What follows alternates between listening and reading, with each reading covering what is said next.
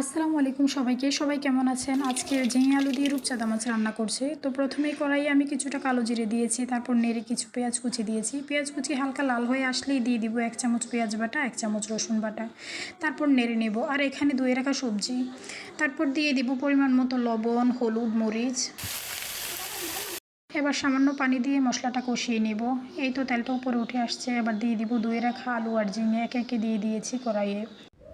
তো সবগুলো সবজি দেওয়া হয়ে গেছে। তারপর ভালোভাবে মশলার সাথে মিশিয়ে কষতে দিব। সামান্য পানিও অ্যাড করেছি, কারণ আলুটা সিদ্ধ হতে একটু টাইম লাগে। তারপর এখানে আমার আম্মু ভাত রান্নার জন্য চুলায় পানি বসিয়ে দিয়েছে। আর এখানে আমি তরকারিটা আবার নেড়ে নিচ্ছি একটু। কাছ থেকে তরকারির কালারটা অনেকটাই সুন্দর দেখাচ্ছে। ধুয়ে রাখা চালগুলো দিয়ে দিয়েছে এখানে।